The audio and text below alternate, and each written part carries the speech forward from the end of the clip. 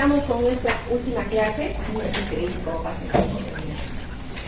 Pensé que no iba a llegar a este momento. Ay, Dios mío, ya les he contado 20 veces a mi cabeza cómo se puede hacer. Bueno, esta es nuestra última clase. Es un poco, es muy difícil, ¿no? Para mí ha sido este semestre bien complicado. A mí no había muchas emociones juntas, como seguramente ustedes también habrán pasado por momentos buenos y malos. Pero así son las cosas. Y llegamos, por eso es la última clase, a este tema que se llama duelo. ¿Qué es el duelo? El duelo es enfrentarnos a una situación que causa dolor de tipo emocional. Y muchas cosas nos van a causar dolor. Por ejemplo, la muerte de una mascota es un proceso de duelo, porque es un ser que es querido para nosotros. La ruptura con una pareja es un proceso de duelo. La pelea con una amiga, la mejor amiga, es un proceso de duelo, ¿no? La muerte de un familiar es un proceso de duelo. Entonces, el duelo es un proceso fisiológico o patológico. Fisiológico. Fisiológico.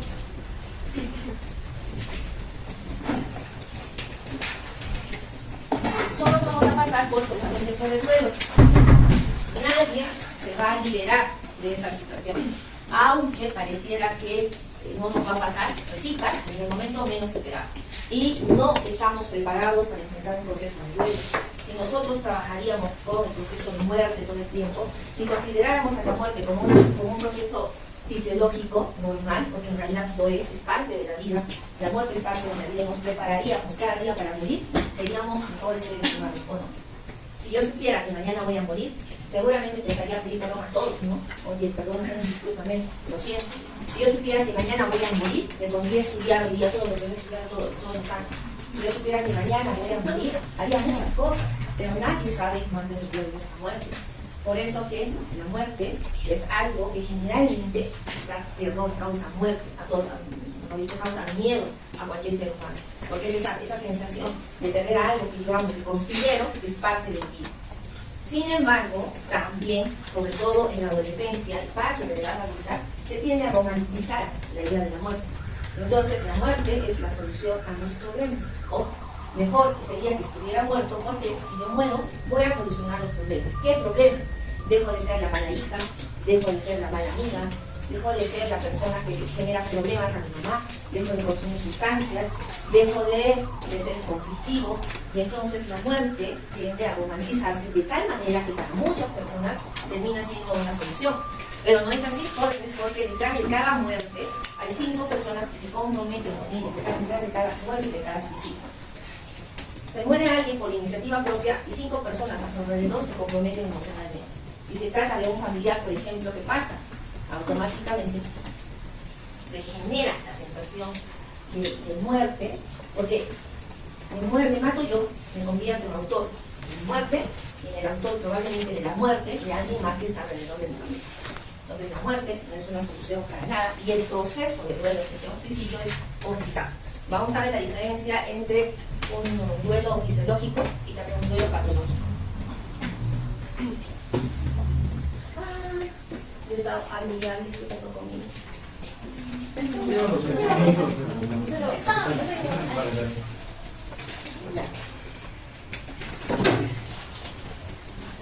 Está todo lo que les estaba hablando sobre la muerte. ¿Ustedes tienen algún concepto sobre la muerte? ¿Qué conocen sobre la muerte? ¿Alguno de ustedes puede socializar esto? Esto es importante. El 10% de las personas con un proceso de duelo van a ser un duelo prolongado o un duelo complicado. Y esto obviamente ha aumentado con el tema de la pandemia. Yo no sé, chicos, que ustedes han visto en el hospital. En el hospital era terrible, con las notas. Era terrible la situación porque nos quedamos solo 2 personas en el hospital y veíamos a los cajones, a los perritos a los cajones, envueltos en plástico. Pero nadie podía entrar al perímetro de la plazoleta de Almudena. Entonces entraba el cajón y la gente se escuchaba unos gritos terribles, porque nadie podía acompañarnos al difunto, ¿no? Era terrible lo que se escuchaba. Ya no había bandas, no había todo el tema cultural que es tan importante, lo vamos a ver por qué. Y solamente entraba el cajón pidiendo cubierto de plástico y la gente gritaba, ¿no? Los dolientes gritaban. Luego de eso, a alguien se le ocurrió, ya no había bandas, entonces se llevaban sus equipos de sonido, decían tocar sus CDs y así descubrían a sus difuntos. fue traumático realmente. Las personas que han pasado por procesos de duelo durante el tema de la pandemia fueron duelos muy complicados, porque entraba su familiar a la UCI, entraba su familiar al hospital y ya no podían nunca más abrazarlo, ni tocarlo, ni acercarse. Y eso es terrible, porque tenemos la sensación de que no nos hemos despedido de alguien a quien hemos visto en vida y a quien hemos amado. ¿Ya? Entonces, miren esos porcentajes. Ahora, miren, el 26 al 45% tiene niveles bajos de síntomas de duelo.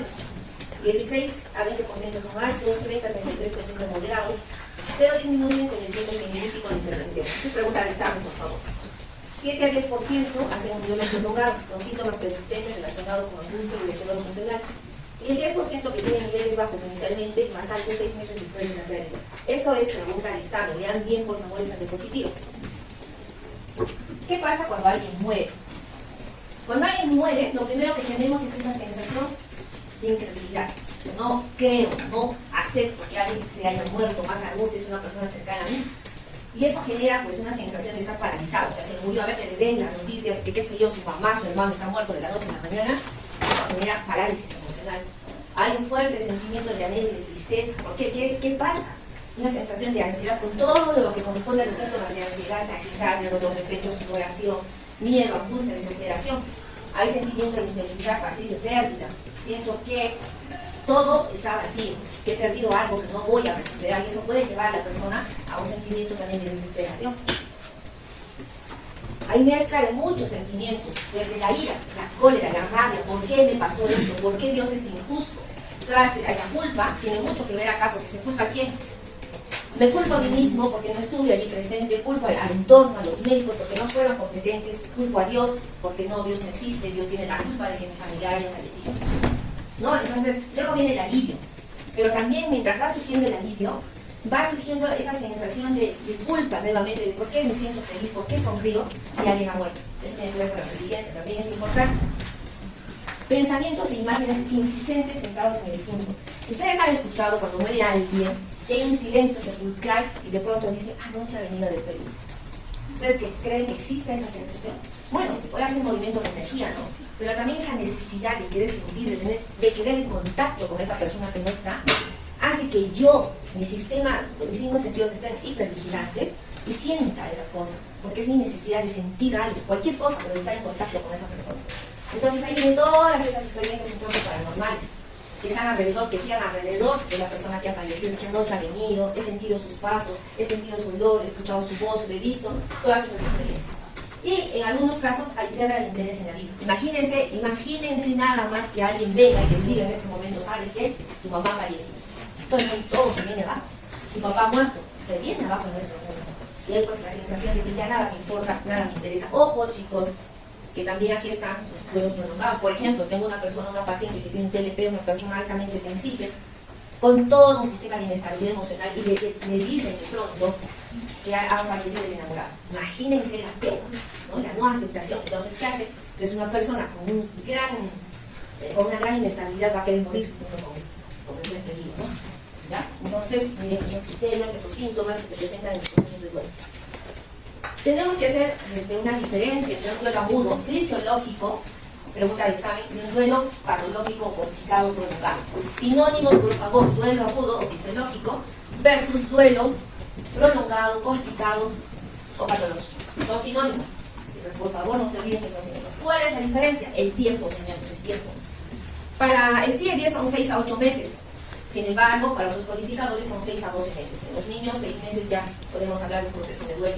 Los síntomas son básicamente los mismos. Sin embargo, en el duelo complicado, traumático, prolongado, es mucho más difícil de manejar, ¿no? Es más intenso. Los síntomas suelen ser un poquito más intensos.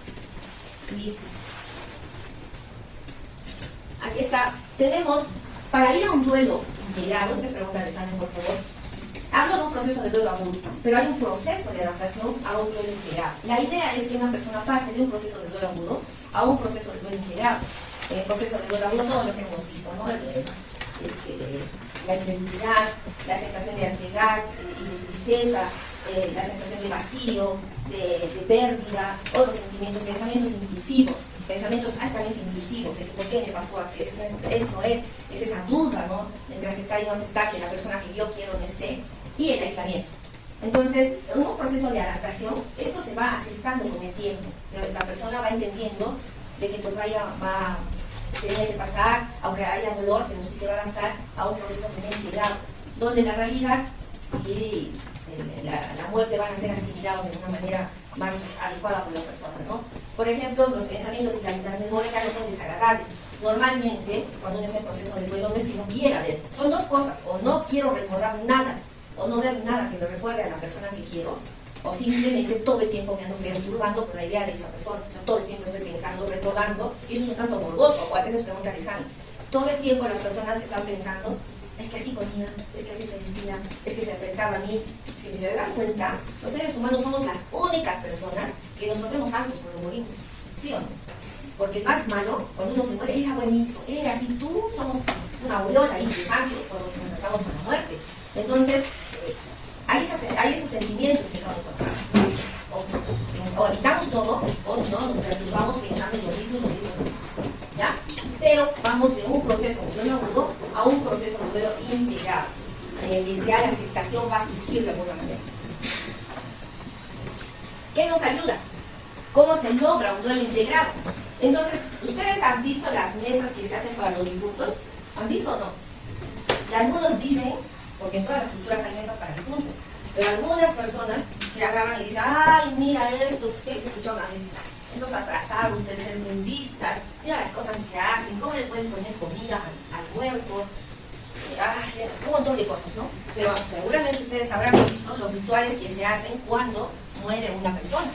Esos rituales, eso es pregunta de examen, son muy importantes. ¿Por qué? Porque ayudan a los dolientes a aceptar el tema de la muerte. Esas tradiciones, eso de hacer la misa, por ejemplo, de la misa del cuerpo presente, porque hay bastante gente que acompaña al doliente, la misa de 8 días, la misa del mes, la misa del año, hacen que las personas que están pasando por un proceso de duelo se sientan acompañados. Eso, por favor, es pregunta de examen.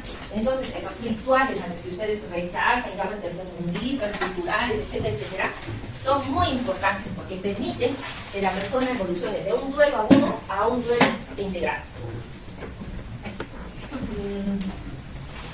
Obviamente, hay diferentes procesos de duelo. Para los quechuas, en la cultura quechua, yo diría que es mucho más jaranero, ¿no? Jarandístico. Porque se cumple el año, ¿qué hacen? Se sacan el...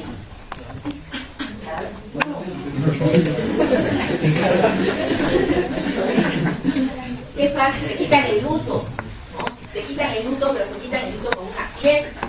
Se sacan la ropa negra y la pisoncean y cantan una orquesta. No se sacan el cabello. Ya,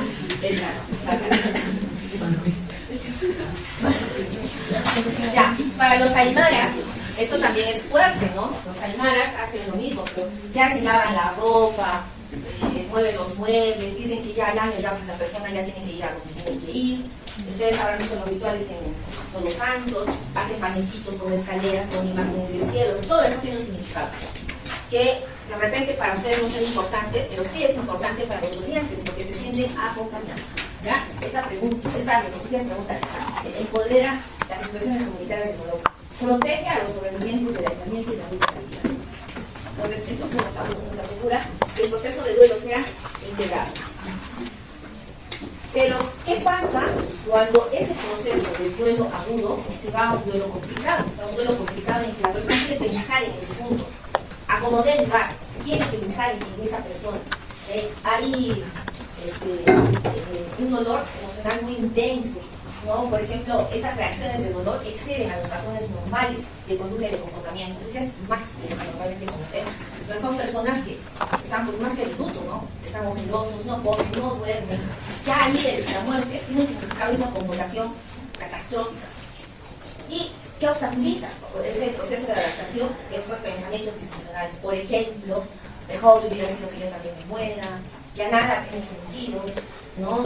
Comportamientos totalmente desadaptativos, por ejemplo, consumir alcohol todo el tiempo, emborracharse, dificultad para regular la emoción, se vuelven irascibles, impulsivos, entre otras cosas, y problemas en el entorno también. Entonces, eso hace que el proceso, sobre todo de ser fisiológico, sea complicado, ¿ya? Bien complicado.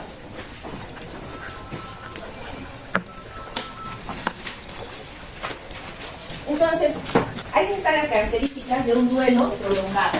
Ya les he dicho sinónimo, por favor, pregunta de examen, seguramente se van a equivocar.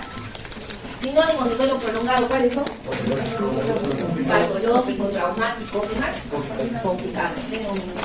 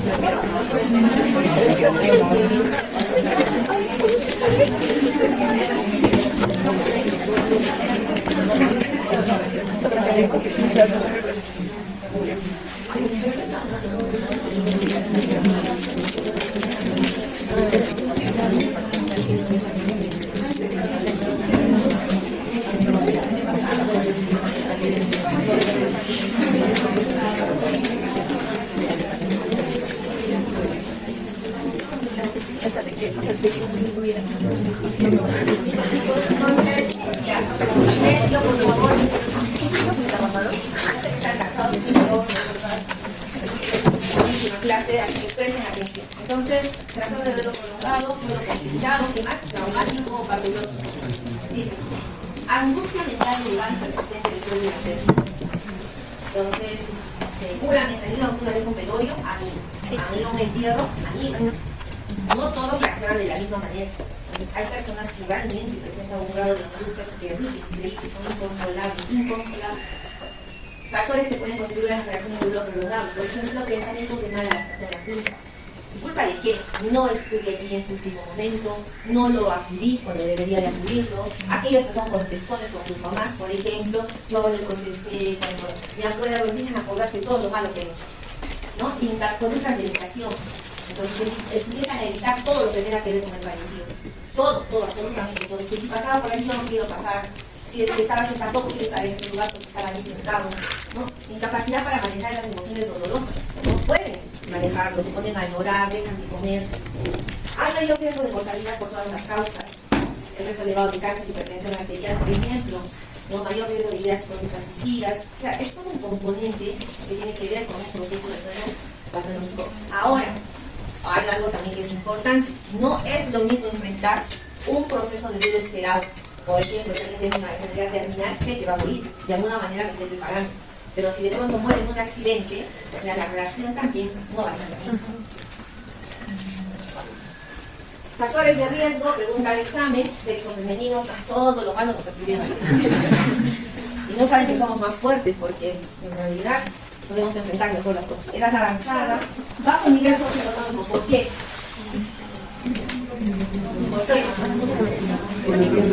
Chicos, en este país, hasta para morir, no se puede plata.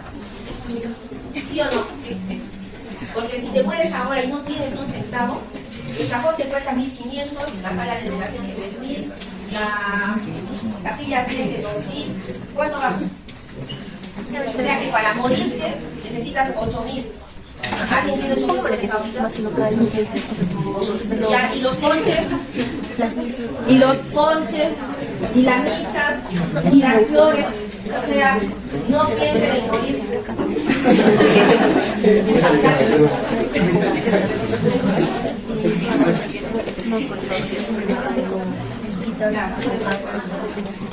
Así que por favor vayan quitando esa idea de su cabeza, no se que tengan 8.000 soles, porque pues, condiciones psiquiátricas preexistentes, por favor, trastorno, obviamente, ¿no? Las personas que padecen de trastorno depresivo mayor, trastorno afectivo bipolar, pues tienen mayor riesgo de ser diagnosticados. La naturaleza de la muerte, también las pérdidas repentinas, los suicidios, homicidios, accidentes, son de riesgo. ¿Me conocen a Iván Olivo? ¿Se acuerdan? Iván Olivo. Creo que como alguno de ustedes se hizo a Iván Olivo. Mató a la esposa y luego fue policía y mató al policía. Y luego lo llevaron al hospital y mató a un paciente. Claro, entonces muchos de los chicos que estaban fuera están deteriorados, querían matar a un pero sería un cambio mucho cosa para alguien que ha matado a tantas personas. Y él obviamente su perturbación es terrible porque él sabe que ha matado. Y no sé, o sea, es un infierno esa actividad. El otro día yo hablaba con él y me decía, doctora, debería de morir. Miren, ¿por qué no me muero? Y yo le decía, yo creo que el infierno sería aquí.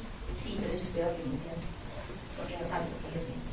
Y de verdad, o sea, creo que es un momento de lucidez, porque él escucha voces, cosas que le dicen, mátate, todo el tiempo. Pero su sufrimiento, cuando en sus 5 minutos de lucidez es terrible, es agonizante. Apoyo social inadecuado y experiencias adversas en la infancia, ¿no? El ninguneo, el neglect en la infancia, que también son factores de riesgo para padecer de un duelo prolongado. Aquí tienen todos los criterios para que se puedan distraer, también preguntas de examen de allí. Diagnósticos diferenciales, obviamente con el duelo agudo, fisiológico, ¿no? Con el trastorno depresivo mayor y con el trastorno de estrés postraumático. Con el trastorno depresivo mayor, la pena, la ideación, el pensamiento, el contenido de las ideas va en relación, en el caso del duelo prolongado, a la muerte. Entonces, todo está relacionado a la muerte, ¿no? A la pérdida. En el trastorno depresivo mayor, el paciente, ¿cuáles son las características de la depresión? Les he dicho en algún momento: tristeza, vital, anedonia, amusia, apatía, socialidad. Esa es la depresión mayor, ¿no? Pero ¿qué pasa en un proceso de duelo prolongado? Las ideas son de todo, pues, en el proceso de depresión mayor. Pero en el duelo prolongado las ideas giran alrededor de la muerte. O sea, todo es por la muerte, ¿no? Mejor estaría muerto, no debe haber muerto esa persona. Y en el estrés postraumático la característica más importante es el flashback, ¿no? El recordar lo que el trauma. Ahí está, en el duelo agudo, ¿cuál era la diferencia? Es el periodo de tiempo, ¿no es cierto? Ya les dije, aquí es el tiempo. A ver, ¿Qué hacemos cuando tenemos un duelo normativo número 1? Tiene que haber apoyo compasivo. Estabilización de la hiperactivación fisiológica, intervenciones para dormir, tratar de que duerma bien, conexión con el sistema de apoyo social, espacios para auxiliar entre dolor y respiro, estímulo de actividades de autocuidado. O sea, la persona que está en un proceso de duelo se le tiene que brindar soporte emocional, social, mejorar la calidad del sueño, acompañarlo todo el tiempo, ver que no esté solo, que no se sienta solo. En el trastorno depresivo mayor, aquí están todas las características el diagnóstico del trastorno depresivo mayor, la tristeza vital, todas las fases, ¿no? La ideación suicida en el trastorno depresivo mayor se centra en no querer vivir sin el deseo. Como les decía, gira el duelo prolongado va a girar alrededor de qué? De la muerte, de la pérdida. En el trastorno depresivo mayor pues hay la significación de minusvalía. ¿Qué hacemos? Evitar recordatorio doloroso que pueda contribuir al aislamiento y al deterioro funcional. ¿No? Evitar amigos, actividades previamente compartidas con el difunto, por ejemplo, ese es el duelo prolongado, en contraste con el retraimiento general y la baja motivación del trastorno depresivo mayor. Está hablando aquí de la comparación, ¿no? O sea, ¿qué pasa en el duelo prolongado? Todo gira alrededor de la muerte. En cambio, en la depresión mayor, no, es vacío, tristeza vital y aislamiento. En la depresión mayor, la persona, ¿por qué creen que se muere? ¿Qué pasa? ¿Por qué creen que se muere? Ahora, grandes suicidas en nuestro planeta, ¿quiénes han sido? Con depresión.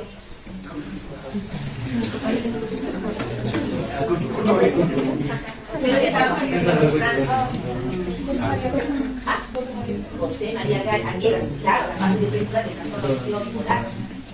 ¿Quién más? Estaba en eso, Van Gogh. Pero Van Gogh sí tenía, era más gordo. Sí tenía depresión. ¿Quién más? Sí, también depresión, suicidas. Con depresión. Nunca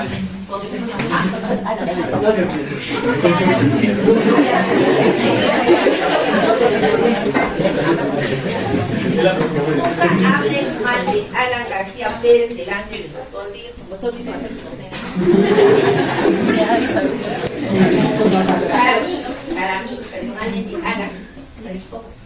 Sí, claro, es salable. Ha sido considerado uno de los mejores oradores del mundo. Casi 3 veces presidente de la República. O sea, imagínense cómo ha manipulado. Y ha manipulado más. O sea, claro, Narciso, en contra Narciso, y algunos dicen que tomaba Narciso y se puede lograr cualquier cosa. Entonces, era hasta yo ya lo tenía ya pensado. Porque a mí me atrapa. Obviamente, sus hijos están bien puestos. ¿Qué más podrías pedirle a la vida? Ya hasta yo podría hacer eso.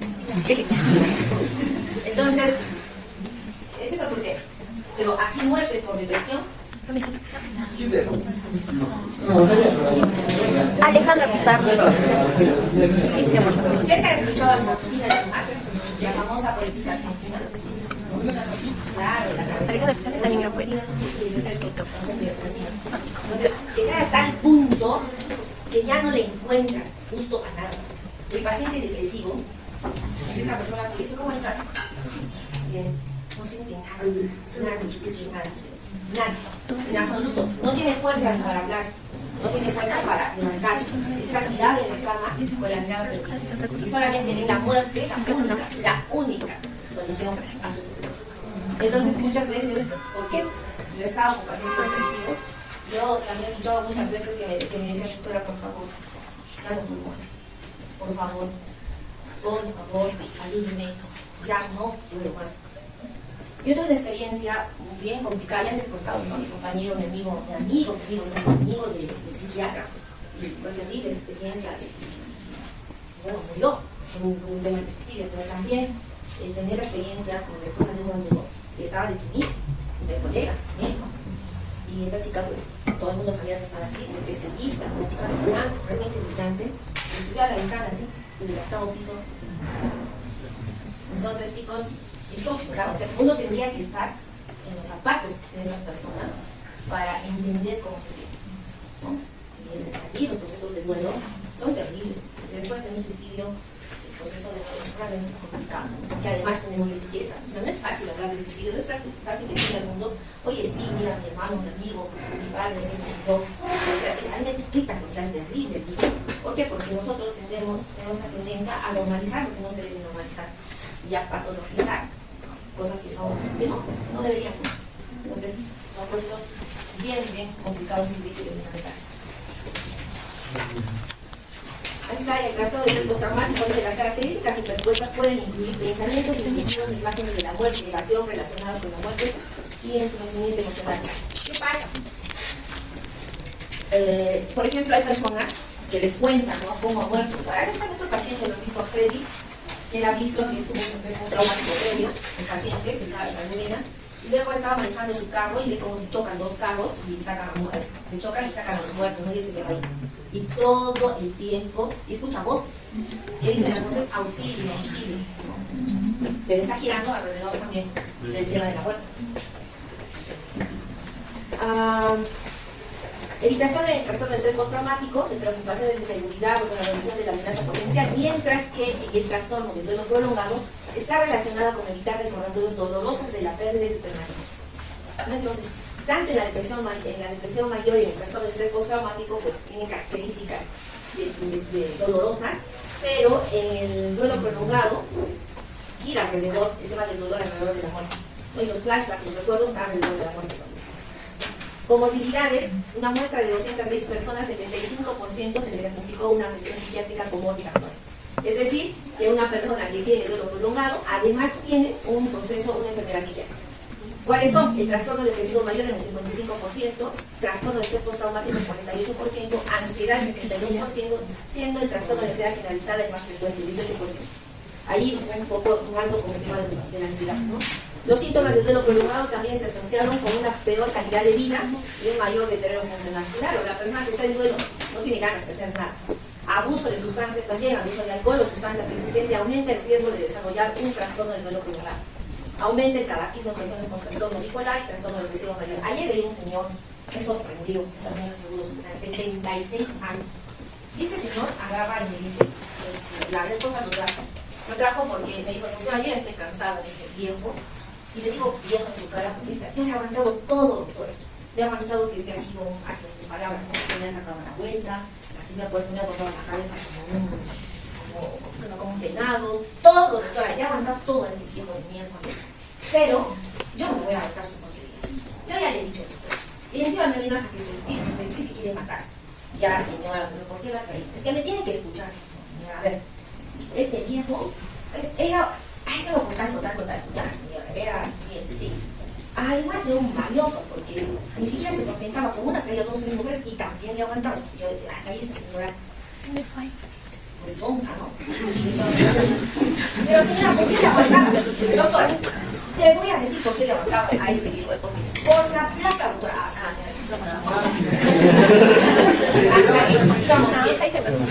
Pero ¿qué señora? Doctora, dice que me voy a matar, pero no se mata. Señora, ¿por qué me está cayendo? Aquí estamos con la presidente y esa doctora, pero señora, ¿por qué me está trayendo? La señora dice: doctora, sí, pues hoy, habla. Hasta me da vergüenza, mi doctora. ¿Por qué lo trae? Este es un fumón marihuanero. No es 50 años. A los 50 empezó a consumir marihuana. 76 años, y el viejo este se tiraba 3, ¿cómo se llama? ¿Cómo se llama los?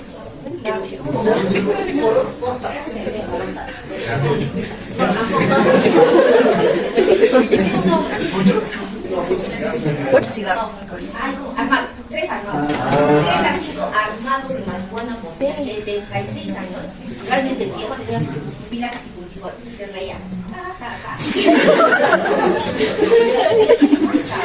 ¿Se dan cuenta? Aparte, pues, ahí está la plata. ¿Se dan cuenta? El señor sabía lo que le estaba haciendo a la señora y le decía: mira, aguante, ahí está la plata. ¿Por qué daba la plata? Entonces la señora lo ha traído, y es nada, por él no era. Y encima le amenazaba, le decía: no me molestes, me voy a matar, he hecho mi testamento y no te estoy dejando nada.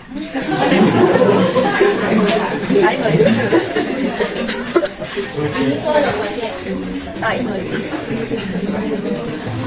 Entonces, chicos, en la evaluación, ¿qué tenemos que hacer? Porque van a ver ustedes duelos complicados. Tiene que haber existencia de cogniciones rumiativas, o sea, pensamientos intrusivos, rigidez adaptativos, así como la conducta de educación, es decir, está dictando el tema central. Después de una carga contribuye a la aparición de trastornos de los humanos. Personas que evitan hablar, evitan ir porque estaban en los puntos, pensamientos intrusivos, de culpa, de dolor, etc. Tratamiento, como es fisiológico, no hay tratamiento. ¿Cuál es el que sería el tratamiento? Todo lo habitual de la comunidad, ¿no? Hacer todo, por favor, todo. Nada de baterías, nada de nada. Misa de 24 horas de 24, de día, de semana, de días, de mes, de año. O sea, esto es ayuda a sobrevivir, a pasar mejor el proceso de duelo. Acá, en el duelo prolongado, ahí el tratamiento está basado en el tratamiento farmacológico para los síntomas, obviamente que se requiere ser tratado, y la terapia cognitivo-conductual. Este es un estudio que habla sobre esto. Miren, acá 7 temas centrales que giran alrededor del proceso de duelo. Comprender y aceptar el dolor. Por favor, chicos, chicas, ya me entonces, siempre yo tengo, es como mi mamá, pero siempre tengo trato a los pacientes que tienen problemas de personalidad. Y el mayor tema central gira alrededor del duelo por ruptura sentimental. Y no acepta. O sea, no porque me he alejado, que no sé, que no puedo vivir con la dependencia emocional. Por favor, ahora van a hacer sus test y tienen que entender que nadie puede obligar a nadie a querer.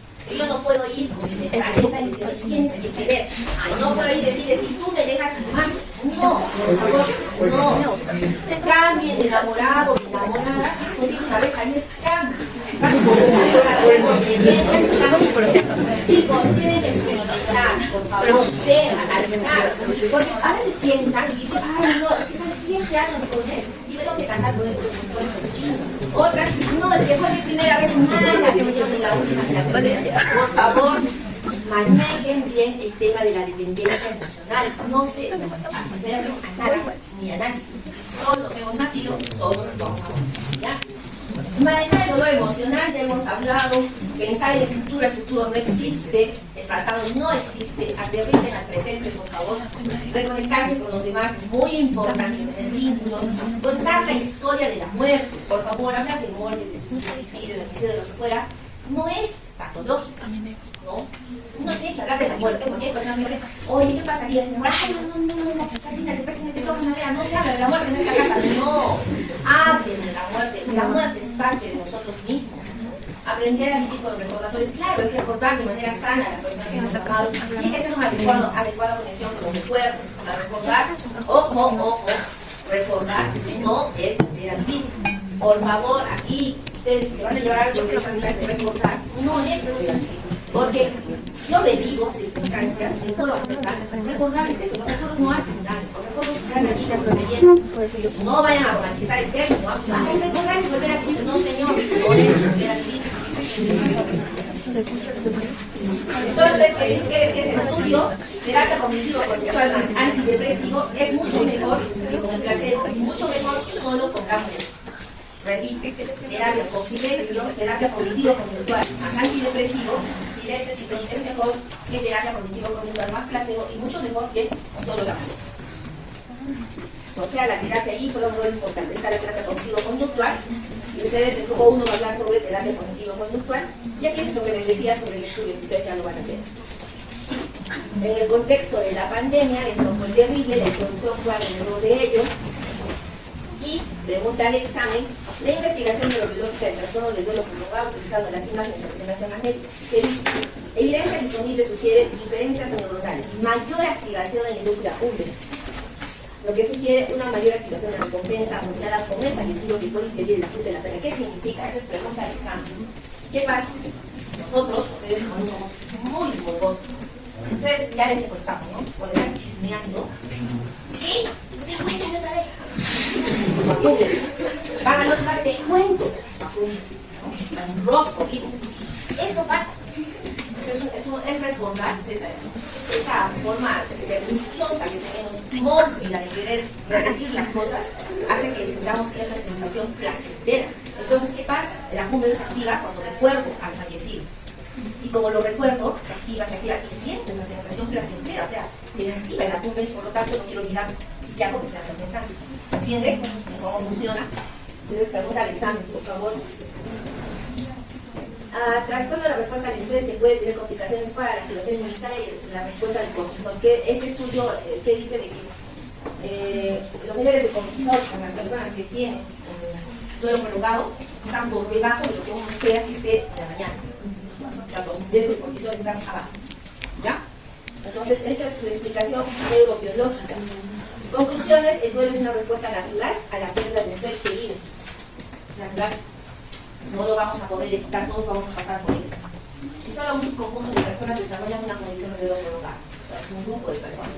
Las preguntas sobre pérdidas importantes deben ser parte de una evaluación diagnóstica estándar, especialmente en pacientes mayores. No tengan miedo de preguntar. Va a ayudar, se va a sentir mal, pero también es parte del vaciamiento emocional. Existen enfoques basados en evidencia, incluida la terapia cognitivo-conductual, para tratar los síntomas del trastorno de duelo. Pregunta al examen: ¿cuál es el tratamiento de elección? Terapia cognitivo-conductual. Si los casos son muy severos, terapia cognitivo-conductual más molécula, más antidepresiva.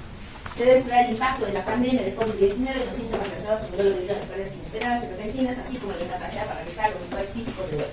Me han tenido hasta acá con las tesis, todas las tesis de 2022-2023 era COVID y COVID, así que ya lo han investigado, ya lo han estudiado, y ya lo tenemos más claro.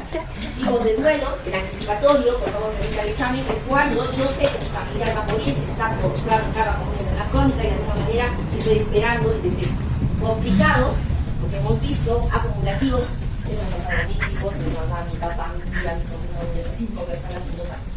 ¿No? Acumulado un duelo tras otro duelo tras otro duelo, es terrible, porque suena el teléfono y yo estaba en estrés postraumático, porque si no el teléfono yo pensaba que no era nadie, y alguien más a lo mejor. Es terrible. Entonces pasa, ¿no? A veces uno dice, y hay un dicho que dice, cuando te viene la mala que vienen todas, pues a menos se habrá venido porque ya no, o sea, terrible, pero pasa, así pasa, y hay que superar, tenemos que ser resilientes. Síntomas asociados con el duelo, allí viene, ya hemos hablado también de eso. Y acá factores de riesgo que hacen que las personas que hacen a las personas vulnerables al duelo complicado. La naturaleza de la muerte, ¿no? Muerte a edad no natural, por ejemplo, los niños y jóvenes, nadie se espera pues, la muerte de un niño, mucho menos de un joven, ¿no? Es imposible. Imagínense que salgan a la calle y cuando ya no lleguen, es terrible, ¿no? Por eso tienen que cuidarse, por favor. Muertes súbitas, accidentes de tránsito, las quimioterapias, muertes traumáticas, muertes estigmatizadas, por ejemplo, el SIDA, los suicidios, evolución traumática de la enfermedad, y bueno, factores personales del oriente también, ¿no? Que la persona que ha sido la pérdida sea muy joven, muy niño, muy anciano. Si es muy niño, se queda abandonado. Si es anciano, también se va a quedar abandonado. Antecedentes de enfermedad psiquiátrica, trastornos de la personalidad, abuso de sustancias, pérdidas acumuladas, porque les he visto un duelo tras otro, duelos previos no resueltos. También lo que está en relación al fallecido, intensa dependencia económica social, claro, porque si se muere alguien de quien yo depende económicamente, ¿cómo voy a sobrevivir? No ambivalente por infidelidades, problemas de sustancias, factores familiares y sociales, disfunción familiar, falta de recursos económicos, ausencia de un entramado social o familiar poco adecuado. Y esto, para terminar, etapas del proceso de duelo. La primera viene negociación, negación. Me niego, no lo acepto. Luego entra una etapa de ira, de rabia, de cólera contra la vida, contra Dios, contra todos. La negociación es que más o menos estoy aceptando mi proceso. La aceptación, mira, si la negociación no se resuelve, la persona se va a depresión. Si se resuelve, entra el proceso de aceptación. ¿Cuánto dura esto? 6 a 12 meses, ¿no? Entonces eso tiene que durar todo este proceso 6 a 12 meses. Y ya cuando entre en la aceptación, diremos que el duelo se ha resuelto. ¿Listo, chicos? A ver, ¿qué les digo? Ha sido un placer para mí haber compartido las clases con ustedes y parte de mis experiencia. Deseo lo mejor para ustedes. No es una despedida porque vamos a seguir viéndonos, pero desde lo académico espero realmente que se lleven una buena experiencia. He sido exigente, mi obligación es ser exigente con ustedes, pero también he sido muy gentil. Mis notas no han sido notas castrantes que los han dejado en el vacío. Espero que todos pasen el curso. De verdad, lo que ustedes tienen que esforzarse. Entonces, tenemos 2 clases pendientes que tienen que hacerlo bien. Me quiero llevar el mejor recuerdo de este grupo. Chicos, ahí está en bandeja, 14 años de experiencia en la universidad, y estoy casada. Por motivos muy personales, he estado ya el semestre pasado, quería dejarlo, pero bueno, decidí continuar este semestre más con ustedes. Creo que va a ser el último, no lo sé, de repente para mí también va a ser una despedida. Pero llévense lo mejor. La psiquiatría es hermosa, nos va a acompañar toda su vida. sean buenos médicos, estudien, dedíquense, sé que van a alcanzar sus metas y espero escuchar cosas maravillosas de ustedes. Muy agradecida, su servidora, para lo que quieran que ustedes necesiten. Muchísimas gracias.